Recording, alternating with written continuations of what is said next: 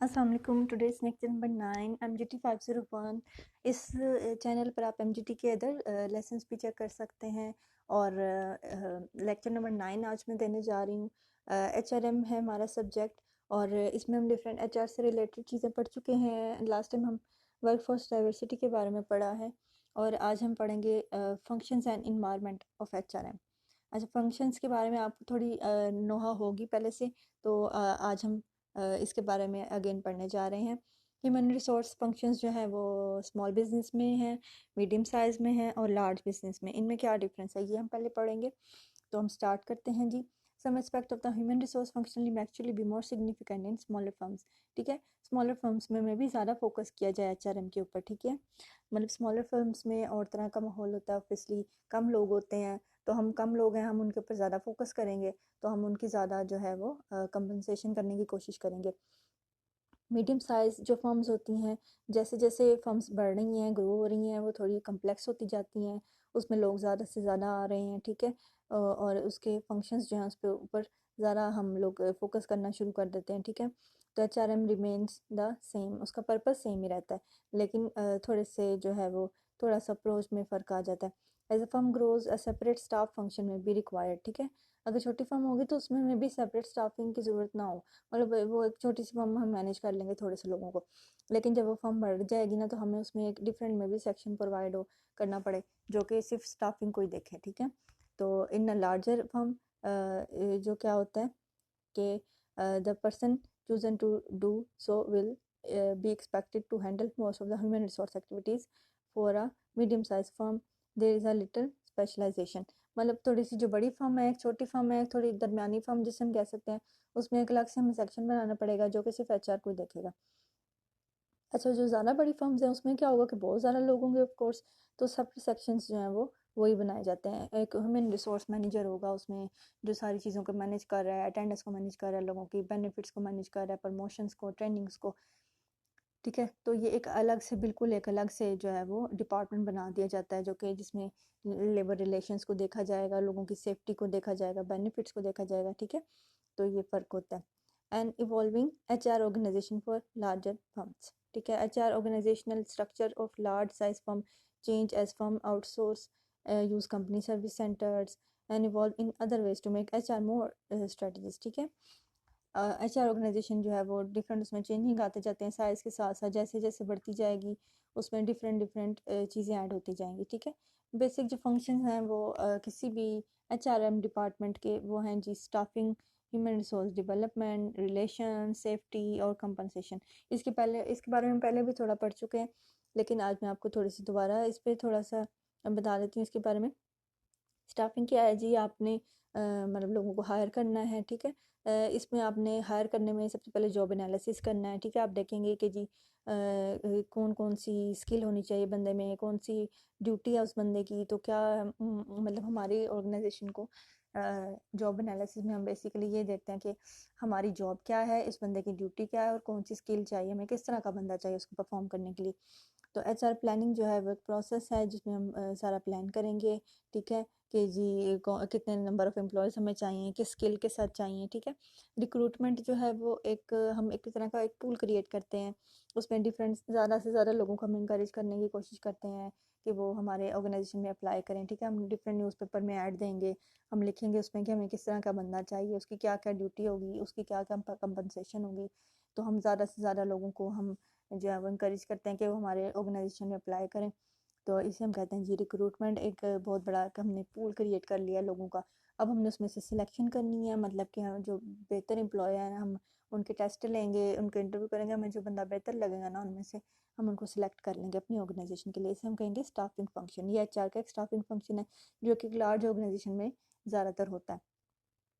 Human resource development, अब हमारे पास development मतलब हमने लोगों की करनी है, हमारे पास बंदे आ गए हैं, अब हमारे पास जो है वो, अब हमने ये नहीं करना कि अब हमने एक दफ़ा लोग हायर कर लिए तो अब हम बस उन्हीं को लेकर चलते रहें, बल्कि हमने उनकी डेवलपमेंट करनी है, क्योंकि टेक्नोलॉजी जो है ना वो ऐसे ऐसे चेंज हो रही है बहुत ज़्यादा।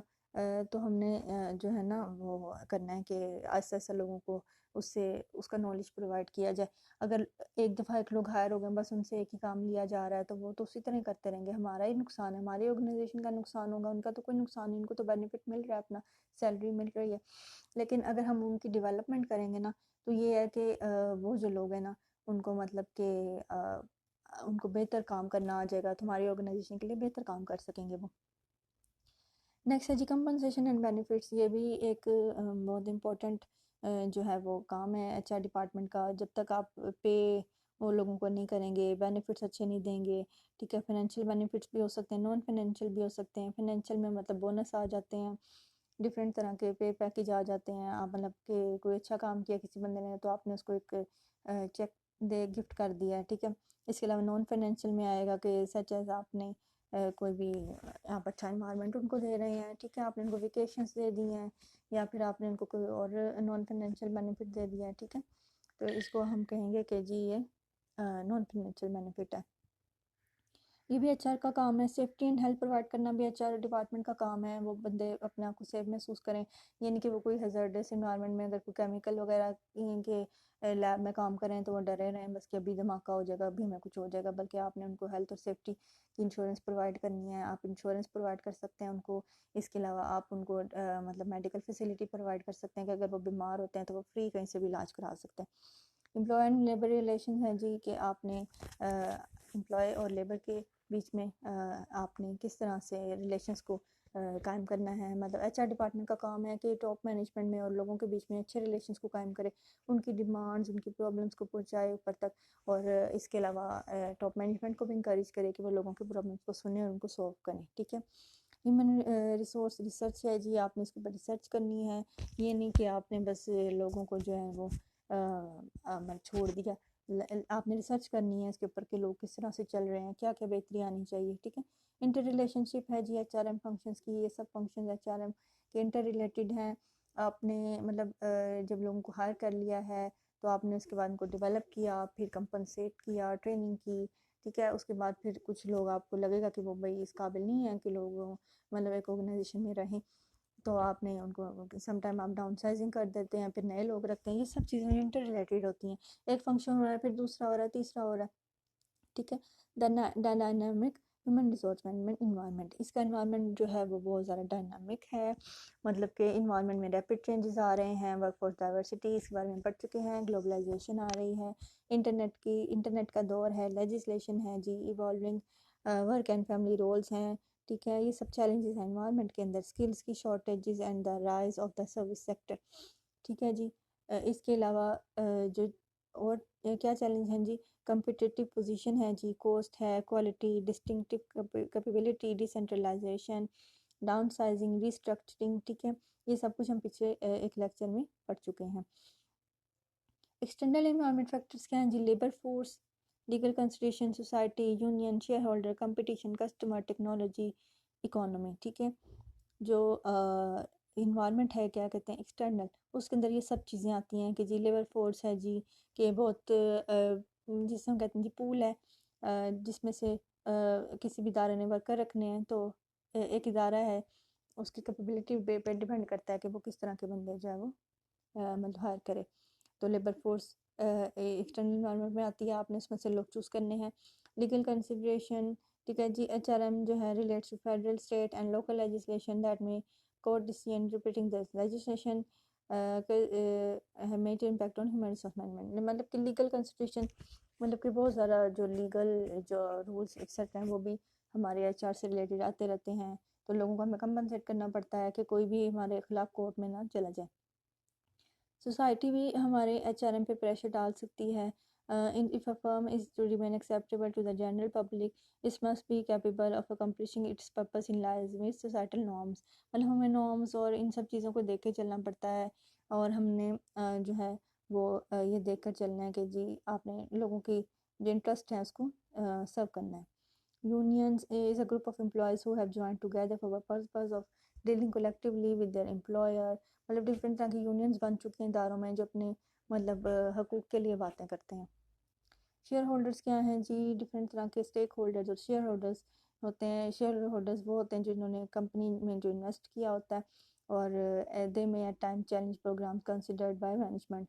ठीक है, उन्होंने कंपनीज में इन्वेस्ट किया हुआ है तो वो भी सम टाइम एक चैलेंज कर सकते हैं हमारी ऑर्गेनाइजेशन को। कंपटीशन बहुत ज़्यादा है, ठीक है जी, हमें डिफरेंट जो है वो कॉम्पिटेंट एम्प्लॉयज़ को रखना है। Other organisation are also striving toward that objective. Next है जी कस्टमर्स। डिफरेंट तरह के कस्टमर्स हैं हमारे पास, ठीक है, हमें कस्टमर्स को भी मैनेज करना है। Management has to task of insuring that its employment practices do not antagonize the members of market itself. ठीक है, आपने कस्टमर का भी ख्याल रखना है। टेक्नोलॉजी है जी, टेक्नोलॉजी जो है वो चेंज होती जाती है। Certain skills are no longer required, मतलब डिफरेंट तरह की टेक्नोलॉजी है, चेंज हो रही है। सम टाइम न्यू चीज़ें आ जाती हैं मार्केट में, सम टाइम ओल्ड हैं, वही रहती हैं, सम टाइम चेंज हो जाती हैं। तो ये भी एक बहुत बड़ा मतलब चेंज आता है हमारे economy of the nation on the whole and of its various segments is a major environmental factor affecting human resource management. As a generalization, when the economy is booming, it is often more difficult to recruit qualified workers. मतलब कि economy के साथ भी एक link है, अगर economy में boom है तो हमने क्वालिफाइड वर्कर रखे हैं तो वो महंगे पड़ेंगे। On the other hand when the down time is experience more applicants are typically available. जब इकोनॉमी में फॉल है, इन्फ्लेशन ज़्यादा है, तो ज़्यादा से ज़्यादा लोग चाहेंगे कि हमें जॉब मिल जाए, ठीक है, बेशक कम पैसों पर ही। लेकिन अगर इकोनॉमी में बूम है तो फिर वो ज़्यादा हमें ज़्यादा कॉस्टली पड़ता है। The external environment proactive versus reactive approach. ठीक है, एक दो तरह की अप्रोचेज़ हैं, हमने उनको अपना सकते हैं। एक प्रोएक्टिव है और एक रिएक्टिव। प्रोएक्टिव मतलब पहले से हमने जो है वो तैयार करके रखा हुआ है, एक कि अपने जवाब को एंटिसिपेशन हमने मतलब की हुई है, मतलब कि हमने पहले से एक सोच के रखा हुआ है कि जी अगर ऐसे होगा तो हम ऐसे कर लेंगे। ठीक है, डिफरेंट हमारा जो इन्वायरमेंट में फलाना चेंज आएगा तो हम ऐसे कर लेंगे। एक रिएक्टिव है, मतलब एक चेंज आ गया है, टेक्नोलॉजी चेंज हो गई है तो हमने रिएक्ट करना है, मतलब रिएक्शन लेना है हमने। एक टेक्नोलॉजी का चेंज हो गई है तो हमने इसके टेक्नोलॉजी चेंज होने के बाद एक रिएक्शन क्रिएट करना है, मतलब हमने उस चीज़ को अपना लेना है। ठीक है, ये दो तरह की अप्रोचेज़ होती हैं। इंटरनल इन्वायरमेंट में क्या क्या आता है जी, ऑर्गेनाइजेशन का अपना मिशन आता है, policy, corporate culture, style of upper manager, employees, informal organization, other units of organization, labor management, agreement। अच्छा, सबसे पहले जी मिशन। ऑर्गेनाइजेशन का जो मिशन है वो क्या है जी, इसका जो है corporate with a clear understanding होनी चाहिए। ठीक है, हर बंदे को। तो ऑर्गेनाइजेशन का जो यूनिट है should clearly understand objectives that coincide with that mission। ठीक है, ऑर्गेनाइजेशन का जो मिशन है वो हर बंदे को पता हो और ऑब्जेक्टिव्स जो मिशन के साथ इंटरलिंक्ड हो। पॉलिसीज़ क्या है जी, डिफरेंट हम पॉलिसीज़ बनाते हैं, डिसीजन मेकिंग होती है। ठीक है, rather than as hard and fast rule, policies are somewhat flexible, require interpretation and judgment in their use। मतलब पॉलिसीज़ थोड़ी सी फ्लेक्सिबल होती हैं, उनमें थोड़ी सी चेंज हम कर सकते हैं। they can exert a significant influence on how manager accomplish their jobs। मतलब डिफरेंट तरह की पॉलिसीज़ बनाई होती हैं तो एचआर मैनेजर जो होते हैं ना, ज़्यादातर वो पॉलिसीज़ को लेकर ही चलते हैं। कॉर्पोरेट कल्चर क्या है जी, एक हमने कल्चर बनाया हुआ किसी भी इदारे में कि किस तरह के हैबिट्स होंगी, किस तरह के बिलीव्स वैल्यूज़ होंगी एक ऑर्गेनाइजेशन के अंदर, तो फॉर्मल स्ट्रक्चर के साथ कैसे इंटरेक्शन होगा, तो to produce behaviour norms is known as corporate culture. Management style of upper managers. ठीक है जी, closely related to corporate culture is the way in which the attitude and preferences of owners superiors affect how the job is done। ठीक है, different तरह के management के style होते हैं। ठीक है, कुछ लोगों का जो है स्टाइल होगा सख्त होगा, कुछ का नरम होगा, कुछ का बहुत सारा फ्रेंडली होता है। ठीक है, this situation deserve special emphasis here because of the problem that can result if the manager style of management different from the lower manager। मतलब कि अगर अगर जो लोग हैं वो उनका स्टाइल और तरह का है, अपर मैनेजर्स का डिफरेंट है, तो फिर थोड़ा सा प्रॉब्लम आता है। लेकिन अगर उसको आपस में कर दिया जाता है, मतलब कोऑपरेशन के साथ चला जाता है, तो वो बेहतर रहता है। Employees different in many ways. ठीक है जी, उनकी डिफरेंट तरह के गोल्स हैं, पर्सनैलिटीज़ हैं। ठीक है, डिफरेंट तरह के बिहेवियर्स हैं, तो manager find effective which one worker may not be effective with another. मतलब डिफरेंट तरह के लोग हैं तो मैनेजर को ये चेक करना है कि मैनेजर जो है वो इस तरह का एक मतलब बना ले कि किस तरह से लोगों को उसने इकट्ठा लेकर चलना है। Informal organization क्या है जी, informal organization set of involving relationship and pattern of human interaction within an organization that are not officially prescribed, such as informal relationship are quite powerful।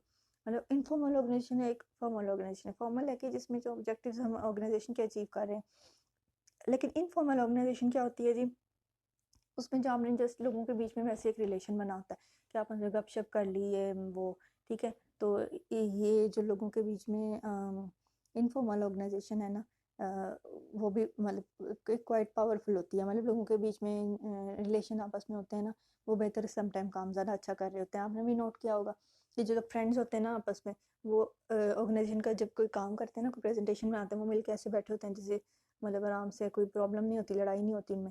लेकिन अगर आप अननोन है तो आपके अंदर थोड़ा सा वो डिफरेंस आ जाता है। Other units of the organization manager must be keenly aware of interrelationship that exist among divisions or departments and should use such relationship to their best advantages.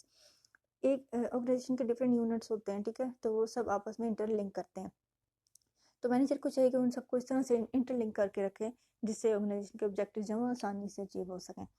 Labor management agreement. Upper management typically negotiate labor management agreement, but managers throughout the organization must implement the terms of agreements. ठीक है, in most instances agreement place restriction on the manager's actions. मतलब different तरह के labour management agreement तो बन गए हैं, लेकिन अब चाहिए मैनेजर को कि वो इनको इम्प्लीमेंट भी करें। मैनेजिंग द डाइवर्स वर्कफोर्स, ठीक है, आपने किस तरह से डिफरेंट तरह के लोगों को मैनेज करना है। Single parents and working mothers. अच्छा, अगर वर्किंग मदर्स और सिंगल पेरेंट है तो उसमें क्या फ़र्क है जी। सिंगल पेरेंट जो है उसका ये है कि जी अब एक औरत है, उसको अपने बच्चे को मतलब अपने साथ ही रखना है, तो आप डिफरेंट तरह के डे केयर बना सकते हैं, ठीक है, जहाँ पे वो सुबह के टाइम अपने बच्चे को साथ लेकर आ जाए। वर्किंग मदर्स के लिए आसानी होगी अगर जो है वो बच्चों के लिए उनके कोई ना कोई आपने बना दिया है एक डे केयर, वहाँ पे उनका बच्चा पूरा दिन रहेगा, पढ़ भी लेगा, ठीक है, और कम पैसों में, मतलब इतना खर्चा भी नहीं होगा। मतलब क्योंकि अगर बाहर प्राइवेट अगर डे केयर देखे जाए वो काफ़ी महंगे होते हैं, तो अगर ऑर्गेनाइजेशन अपने डे केयर बना देगी ना तो उसके लिए आसानी हो जाएगी। वुमेन इन बिजनेस क्या है जी, वुमेन जो है वो बहुत ज़्यादा बिजनेस में आ रही हैं, ठीक है, बढ़ता जा रहा है, पहले ये कम थी अब ज़्यादा से ज़्यादा हो रही हैं। तो बहुत ज़्यादा, there are more than 9% million women on business from up to मतलब इन 1972 से औरतें जो है वो उसमें बढ़ रही हैं। Dual career families, the increasing number of dual career family present both challenges and opportunities. As a result some firm have revised their policies against nepotism, ठीक है जी। मतलब डुअल करियर फैमिलीज मतलब कि एक ही फैमिली के दो लोग हैं, जैसे कि स्पाउस हो सकते हैं। तो कुछ जो होती हैं फैमिली, सम कंपनीज जो होती हैं वो कहती हैं कि ये स्पाउस को दूसरी कंपनी में कर दें। मतलब सम टाइम कुछ कंपनसेट कर देती हैं कि अब एक फैमिली के दो लोग हैं तो उसको एक इदारे में कर दिया, दूसरे को दूसरे में कर दिया, ठीक है। इस तरह से मैनेज करने में थोड़ा सा कंपनी जो होती है वो थोड़ा कंपनसेट कर देती है। Because of color often stereotype, ठीक है जी, at times they encounter misunderstanding and expectation based on ethnic और कल्चर डिफरेंसेस। मतलब डिफरेंट तरह के लोग हैं तो उनके डिफरेंट तरह के डिफरेंसेस हैं, तो समटाइम उनमें आ जाती है। ये अपने डाइवर्सिटी में पढ़ लिया। ओल्डर वर्कर हैं जी, the world population growing older, मतलब कि लोग जो हैं वो बूढ़े लोग हैं कुछ ऑर्गेनाइजेशन में। In addition the trend toward earlier retirement appear to be reversing itself. अच्छा, मतलब कि डिफरेंट एज ग्रुप के लोग हमारे पास हैं अब ऑर्गेनाइजेशन में। अब हम आपने देखा होगा किसी भी ऑर्गेनाइजेशन में हम जाएँ वहाँ पे ज़रूरी नहीं होता कि यंग बंदे हों, बल्कि ज़्यादातर ओल्ड दिखते हैं। मतलब कि अब कोई ज़्यादा से ज़्यादा स्ट्रेटेजिक मैनेजर जो होते हैं खासतौर पे वो ओल्ड होते हैं, ठीक है, मैनेजर भी ओल्ड ही नज़र आते हैं आजकल।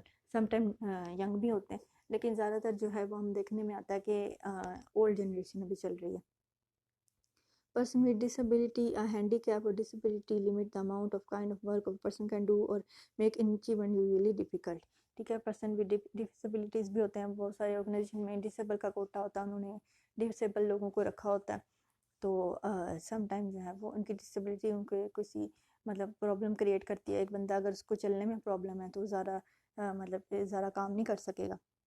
Young person with limited education और स्किल, मतलब ये भी एक चैलेंज है। मतलब कि यंग लोग जो हैं जिनके पास इतनी ज़्यादा स्किल नहीं है, तो ऑर्गेनाइजेशन को चाहिए कि वो इस तरह की जॉब क्रिएट करे जिसमें कम स्किल पे भी वो चल जाए।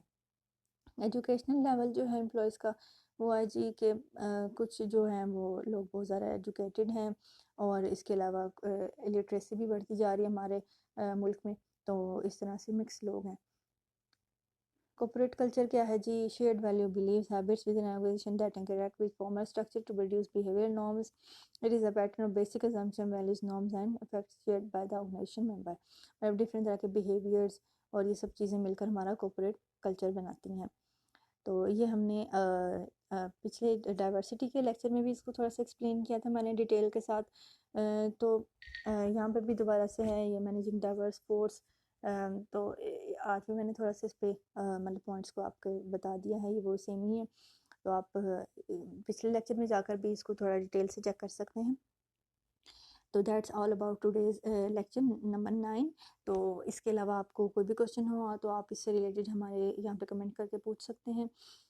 इसके अलावा हमारे इस चैनल पर डिफरेंट एमईजीटी के जो है वो लेक्चर अपलोड किए जाएंगे, आप वो भी चेक कर सकते हैं। इसके अलावा आपको कोई भी फीडबैक देना हो आप दे सकते हैं। हमारे चैनल को सब्सक्राइब ज़रूर करें ताकि आपको सारी वीडियोस मिलें, और आप जो है वो इसके अलावा हमें फीडबैक भी देते रहें। Thank you so much. अल्लाह हाफिज़।